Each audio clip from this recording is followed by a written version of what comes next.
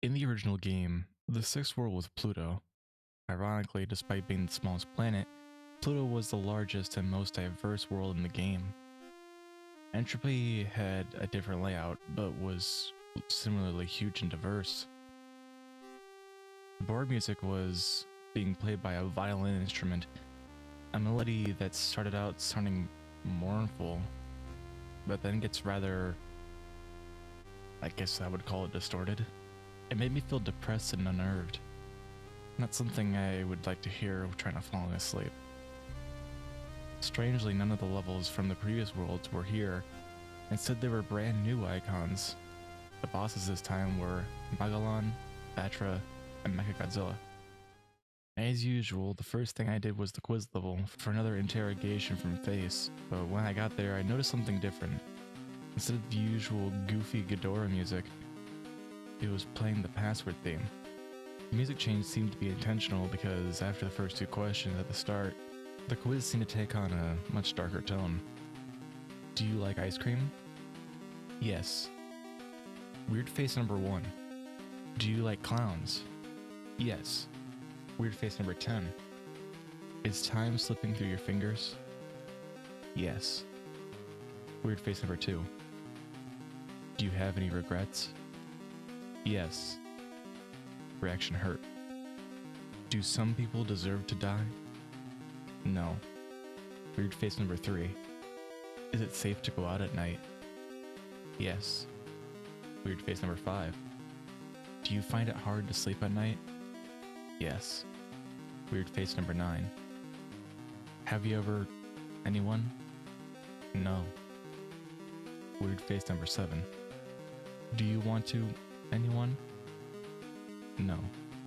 Reaction angry. Are you actually accomplishing anything? No. Weird face number 4. Does life have any meaning? No.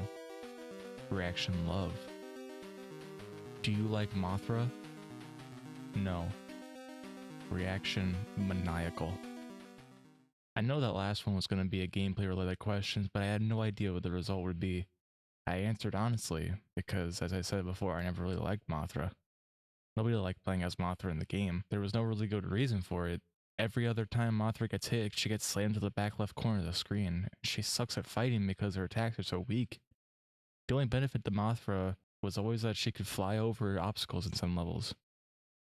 So I answered no. And Face actually replied to me, not only with a maniacal expression, but with the text, too bad.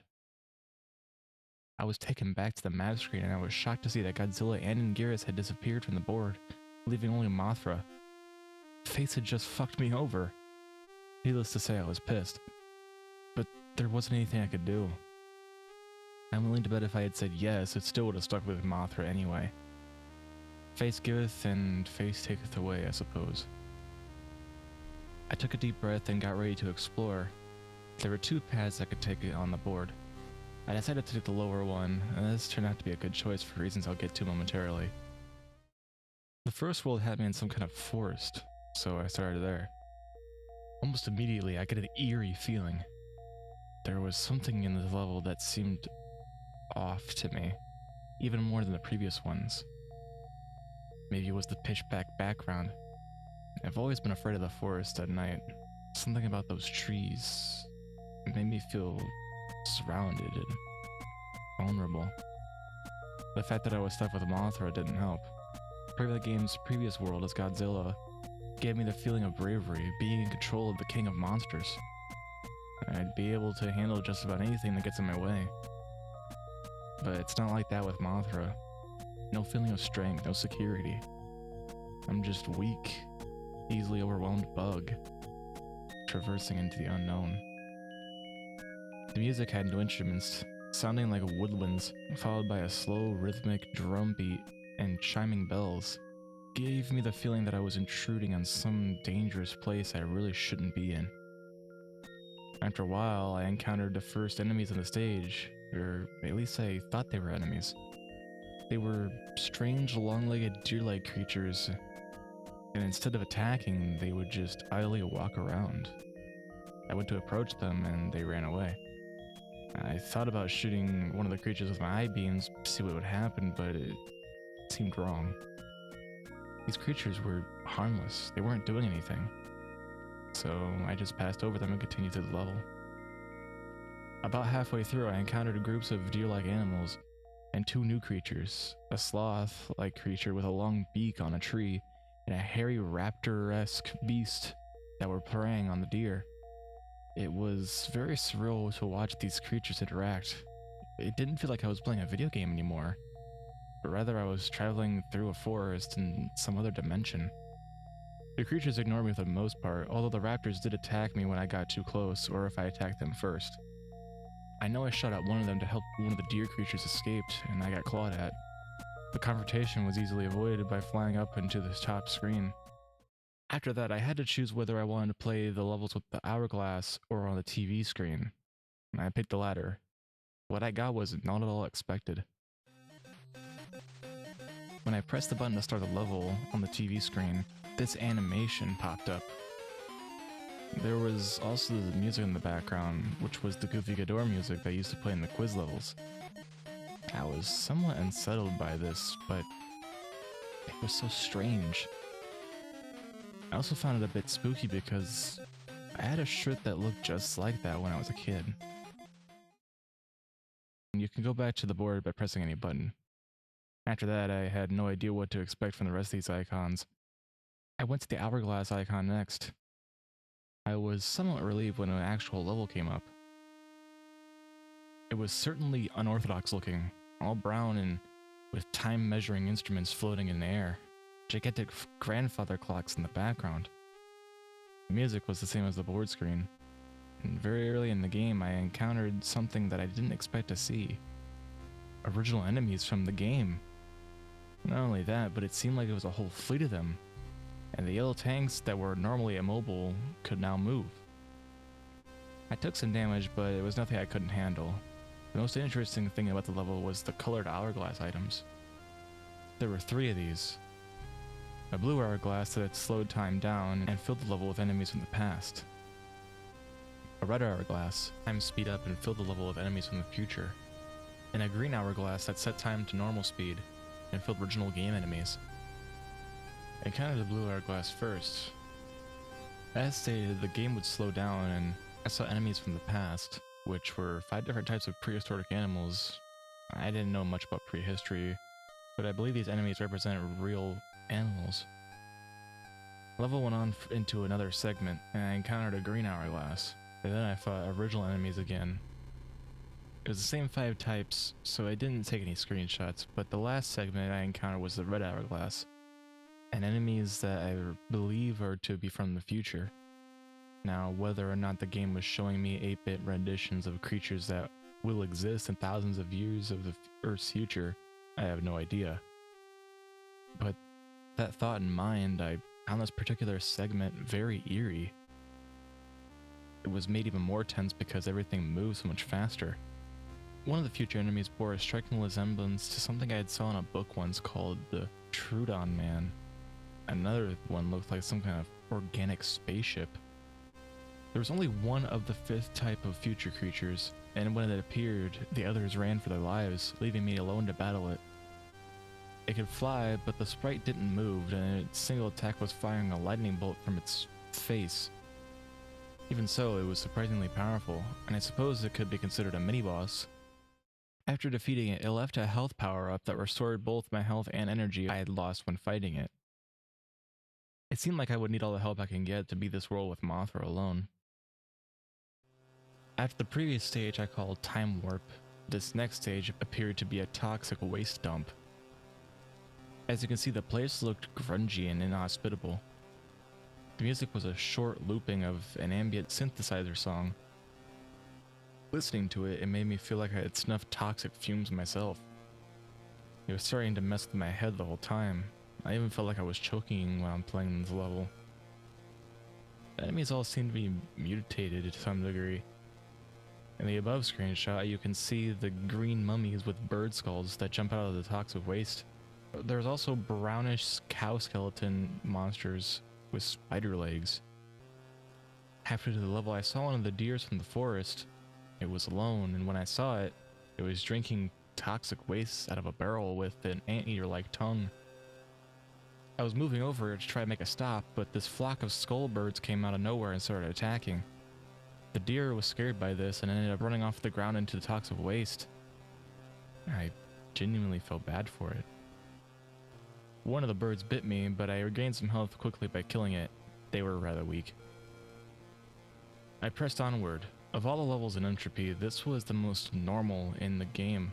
There was a little deviance from the move forward smash things formula of the original game. I encountered more creatures through the level, like tentacled blobs and some kind of deformed thing with human-like teeth. I didn't feel like provoking them into a fight, so I kept flying near the top of the screen. At the end of the level, there was a large bluish-green lake, and there I encountered another mini-boss. Some kind of monster with a long neck and a whale skull. It attacked with the mouth projectiles and by charging into you. It could also go underneath the water and rapidly emerge from a different place. It was harder to beat than the boss in time warp levels. It had a lot more health because it must have taken me 3 minutes to defeat it. It let out a loud noise when it died, and then sank to the bottom into the water as it left the screen. Back on the board, I went to the nearest level icon I hadn't seen yet, which was a white tree. As I guessed, it was a winter-themed recolor of the forest stage. But unlike the forest stage, I didn't feel unnerved by this one. I think the music had a lot to do with it. It was a gentle, calm song. It almost sounded romantic. It was quite stress-relieving, to be honest, and the forest itself looked a lot less ominous when covered in snow. I traveled through the final segment, enjoying the atmosphere for 4 minutes, when I suddenly realized something. I haven't seen a single creature since I started the level. Where are all the animals? Soon after I left the screen, the next segment started. In the second segment, it was still the winter forest, but now the music was gone. I was starting to feel suspicious, and then I reminded myself that there were other empty levels in this game, and this was likely another one of those. But then I heard something familiar. It was the 12-second looping music from Unforgiving Cold. I could feel my heart sink as I came across a horrific sight. A whole number of the dead deer creature covered in snow. Judging from the blackish blue tone of their skin, they must have frozen to death. Upon closer inspection, some of them were missing body parts. Now I was frightened, but I still had to keep going. Before exiting the level, I was really hoping to see something resembling the previous forest animals in a living state. And sure enough, I did. It was a creature much like the beaked sloth, except this time it had white fur and was more like a beaked gorilla.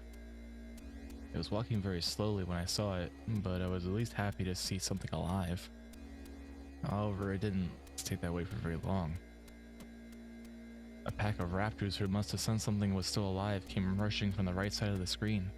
The beaked gorilla didn't stand a chance, and one of the raptors immediately lunged and ripped open its back legs. These winter raptors act far different from their tempered relatives. While the other raptors only attacked for hunting prey, or when provoked, the winter raptors seemed to have gone insane. They attacked everything on sight. They were running back and forth, clawing at nothing. Even the noises they made sounded different, more high-pitched and enraged. As I left the second segment, I saw 2 raptors fighting to the death. They were both covered in injuries, and one of the raptors had been blinded in one eye. I took a screenshot, but I didn't stay around to see who won the fight. I only had one more segment to get through before I can go back to the board screen, but in this segment I was no longer in a white forest, but instead a very empty, grassy plain, with a bright gray moon in the sky. The pleasant music of Winter Forest Part 1 had returned, and immediately I started feeling dread. This is going to sound crazy, but it's the absolute truth. The game made this level from one of my memories. After a long stretch of nothing, I reached a lake, and then the moon moved down from the sky and began hatching like an egg. When it did, a curled up humanoid figure fell into the lake as the moon had disintegrated. I heard a splash when it hit the water, then a moment of silence. Then the screen began to shake, and a new creature emerged from the water. And thus I was introduced to the monster I call the Moon Beast. This was the only screenshot I took as I was focusing all my concentration on winning the fight, and it was the most difficult fight yet. Stronger than any of the previous bosses.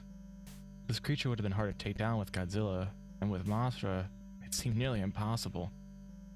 I suppose I would consider myself fortunate that the beast lacked any attacks like the Gigan saw. But if it had anything like that, I never would have won the fight. I barely had 3 bars of health left when I finally killed this abomination, but what happened afterwards is hardly what I could call a reward. I've been trying to keep my promise and suppress this memory for years, but it seems as if I have to get it off my chest. I'll just tell you the important parts, because I don't like bringing this up. Unless I have to. Back when I was in middle school, I had a girlfriend named Melissa.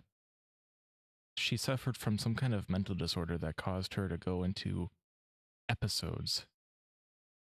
When she was in an episode, she would just stand or sit perfectly still, and her face would instantly lose any expression she had before. She would speak very clearly, without a hint of emotion. When it was over, she would start trembling and sometimes bury her face in her hands. I can't really convey the feeling that it gave me in words, and I won't even try. You had to see it in person to understand. Despite this, she was a very kind person and I cared for her dearly. We liked to hang out in the field at night and look up at the stars. But one night, she didn't say anything to me at all. She just stared directly at the moon, trembling. I tried to talk to her, but she suddenly sprung up and ran into traffic. I tried to stop her, but it was too late. She got hit by a truck and was killed that night. I looked her right in the eyes when the wheels went over her neck. That sight has haunted me for years. I know that the game knows about it, because after I defeated the Moon Beast, this happened.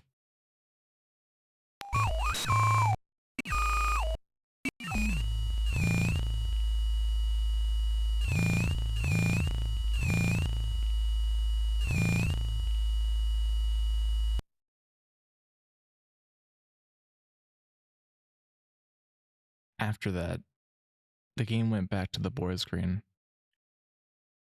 It was all I could do not to burst out screaming. My hands were shaking so badly I could barely hold the controller.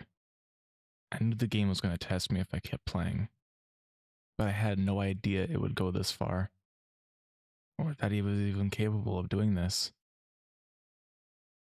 I could feel my brain going haywire as if I asked myself, did the game just read my mind? It didn't seem possible, but what other explanation was there? It was then that I could no longer deny what now seemed obvious. The game was alive. And not only that, it could also establish some kind of mental connection to the player. And yet I couldn't conceive myself to stop playing. I don't know if the game was messing with my mind or just my stubborn curiosity, but even with the previous revelation, I really wanted to see this game to the end, even more than I did before I beat dementia. Terrifying as it might be, even dangerous, I knew if I quit playing the game, I would never be able to stop thinking about it. If I tried resetting the game, it might go back to normal again. How many people ever get to witness something like this firsthand, let alone being able to take screenshots of the whole thing? Fucked up as it was, this was an experience of a lifetime. But even so, I couldn't take the chances with my health. I had the TV remote right next to me, ready to turn off the TV in case I felt like it was in actual danger. And if that didn't work, I would pull the plug from the wall or just run out of my room. Surely that would be enough. Whatever powers the game has, it seems to have been confined to what it could show on the TV and whatever its mental connection could do. The latter was what worried me. I still didn't know what I was dealing with, and I wasn't about to underestimate it. I took a break for the few minutes to calm my nerves, and then it was back to the game. Speaking of TVs, there was a TV icon right next to the white forest I had just left. Because the first animation was so bizarre, I figured I'd try to see what happens. Although I expected the same animation, I actually got a totally different one. Weird. The music for this one was the Neptune board theme. Fitting, I suppose, since it's a fishman and all, but I can't help but wonder what the point of these things even are. There was one more TV screen icon, so I figured it must have a unique animation of its own. I was going to make sure to see what it was before leaving Entropy. But first, it was timed for another level. The golden brick icon was the closest thing, so I went there. It started in a golden labyrinth level. The health and power bar were refilled. Not sure how or why, but I was glad to not be heading into the unknown nearly dead. I also noticed that Mothra's sprite was shrunk to half its original size. The music was slow and ominous drum beat, with female vocals kicking in at about a minute into it. Quite haunting, to be honest. The gold labyrinth itself was an anomaly. I'm not sure how this level would have played off if it was using Godzilla or Ingirius, because flying seemed to be the necessary way to get around. Another thing that caught my attention was when you go left, your monster actually turns and faces the left. It sounds stupid, obviously, but in the original game, you were only supposed to move to the right, so when you tried to move to the left, your monster just ended up walking or flying backwards. This level was apparently gigantic in size, because every time I thought I would reach the end of it, or I thought I'd end up going back to where I started, I encountered something totally new. Things like lava blockades, new enemies, and statued faces. I also found one statue face at a dead end with a wide, open-eyed stare. The night Melissa died, she had this exact expression on her face. Even when she got hit by the truck, she still made the same expression. I can't help but feel like something really is staring back at me from the screen when I look at it. I really didn't want to be reminded of that night anymore, so I left the statue as soon as I found it. I needed to find the exit anyway, which proved to be no simple task. It felt like this level stretched on forever in all directions. I must have wandered the level for at least 15 minutes before I actually saw something. It was a creature that wasn't golden, seemingly the only one of its kind in this level. Lacking any kind of hover ability like the other creatures, it just walked back and forth on the platform. But it wasn't long after I found it that a flying machine swooped in and grabbed it, and flew off. The machine apparently had not seen me, so I decided to follow, to see where it was taking the creature. The machine stopped at a room with a large cauldron-like object in the center. The machine hovered over the cauldron and dropped the creature into it. The creature emerged from the hole of the cauldron's side, now adorned in the same gold color as everything else. The machine flew off, and I'm not really sure what to make of it, but I'm glad I came upon it because I found the exit soon after. When I got back to the board, I realized the bosses hadn't moved at all. A bit odd, but it didn't bother me. It made planning my route through Entropy easier. There were still two new icons I hadn't yet explored, the Indigo Cliffs and a black version of the labyrinth. Since there was only 3 black labyrinths, which were surrounded by bosses, I played the Indigo Glyphs first. It was like the blue and green mountains. The graphics had the same shredded look to it. There was also a recolor of the clouds and the moon from the toxic waste dump. The music, if you can call it that, was merely a deep rumbling noise. One of the first things I encountered was a multicolored creature with big heads emerging from a small cave in the ground.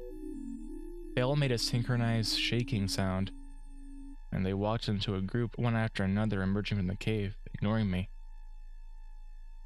Having no other way to go, I followed them on their route. More and more emerged from the cave until the group had to have been at least 100 creatures. Eventually the pathway ended in a cliff. I was shocked to see that upon reaching the cliff, all the creatures had begun to jump off into the abyss. I've seen enemies walk off cliffs before, but I've never seen NPCs commit mass suicide like this. Very unsettling way to start off the level. I continued on, flying over various strange animals like the ones shown here. Another group of the multicolored bobbleheads were just jumping up and down, only to get snatched up by one of the large birds. I'm very certain this is a sprite version of the giant condor from Godzilla vs. the Sea Monster. I defeated some of the condors in battle, but it bothered me that these bobbleheads seemed to be eager to die. If the game itself is alive, then perhaps the creatures in these levels were also alive. And some just have very unhappy lives, if this behavior is any indication. What provokes them to do this? In the back of my mind, I am almost suspected the glowing moon in the sky. At the end of the level, I saw yet another group of bobbleheads marching towards a large monster and being devoured. This was starting to disgust me. So acting on impulse, I fired an I-beam at both the monster and the bobbleheads, destroying the cave. The monster became angry and ran through the remaining bobbleheads to fight me. Although it lacked any range attacks, it was relentless, but it was no match for me. I was in the home stretch now, up to the bosses. My plan was to go through Batra first, then Megalon. After that, I would watch the last TV screen, play the Black Labyrinth level before fighting Mechagodzilla, and lastly going through the chase level with the Hell Beast. I was curious to see if it would have another new form, but first, it's time to beat up Batra. As expected, he started off in his larva form. The music was Varen's battle theme. The fight started off simple.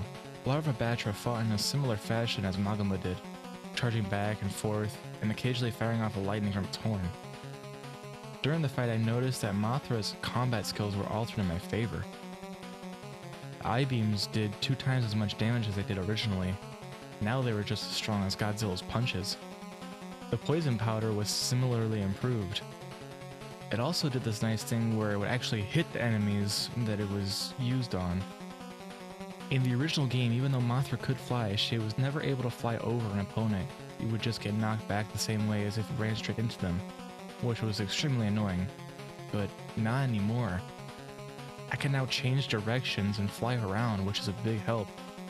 Fighting Imago Batra was like fighting a clone of Mothra. Although Batra is distinctly faster and stronger. No longer impeded by his slow-moving larva form, Imago Batra was a fearsome opponent. Although it lacked a lightning horn, it now had a more powerful I-beam. Batra could change direction just like I could, so the battle involved a lot more flipping and flying around. It was pretty damn fun, to be honest. So after defeating Batra, I was excited to see what Megalon had in store for me. But first I went through an Indigo Cliffs level and shot through a bunch of those creatures for health power-ups. His music was Gigan's theme, which makes sense, since Gigan was his battle partner in Megalon's first and only debut film appearance. He was a lot like Mogira, but a lot faster and with a lot more weapons. He'd start out charging with his drills. I like to simply fly back and forth around him, which seemed to really annoy him. After a few seconds, he'd stop, turn around, and start spitting out grenades. Those were a pain because they bounce before they hit the ground. Lastly, he started spamming a lightning beam. It only went straight forward, so it was easy to duck under and shoot him with my I-beams. Overall, I'd describe him as strong, persistent, but dumb. It was now near the end of Entropy, so I started up the last TV screen to see what I'd get this time. The result was rather unpleasant. The music for this grotesque scene was Password theme. I couldn't figure out why this animation was so sinister and violent compared to the other two. The whole game seemed to be growing more malevolent. As I went on to finish Entropy, I began to feel drained. It's hard to describe, like, I'd suddenly become tired when before I wasn't. Most likely just because of the tension from all that's happened in the game getting to me, but who knows. The last level type of Entropy is what I like to call the Shadow Labyrinth. The scenery was recolored from gold to black. The music was an evil ambience similar to Unforgiving Cold, but distinctly different. It was my first sign that this level was going to be distressing.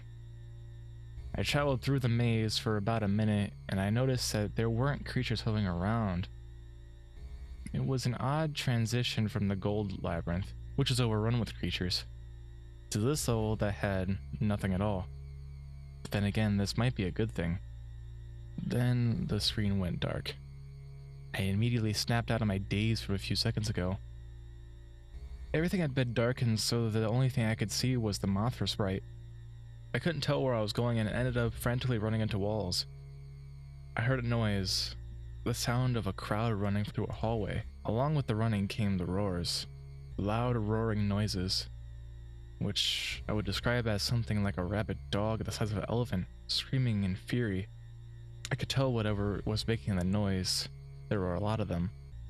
I knew there was something there, but it wasn't until I did some screen cap editing and got to see what my pursuers looked like. At the time I couldn't see where I was going or what they looked like. I was literally running blind. The mob of beasts eventually caught up with me. All I could think was no, as I saw my life bar rapidly declining. The monsters had taken down half of my total health. I was only saved when the light came back on and the attackers disappeared. And so the challenge of this level was revealed. Find the exit before the lights go out again, and a pack of monsters maul you to death. I was in panic mode now, moving as fast as I could go while trying every path I could find for a way out. As I played through the level, the lights went out a total of 3 times. The second time I would have been dead meat if it had not been for one of the wide-eyed statues. As I stayed close to it, the monsters seemed to all avoid me until the light came back on. The statue seemed to ward them away somehow. I was safe as long as I stayed near the statue, but at the same time I had to leave to find the exit. The Shadow Labyrinth turned out to be a lot smaller than the Gold Labyrinth, as it took me about 6 minutes to navigate to the end. Only one more boss monster, Godzilla. I started the fight and got something unexpected. Not only did my life shoot back to 100 again, it seems to do that randomly, but instead of a replacement boss, I was fighting Godzilla. But Betty Godzilla Van Werther Salt could figure this out.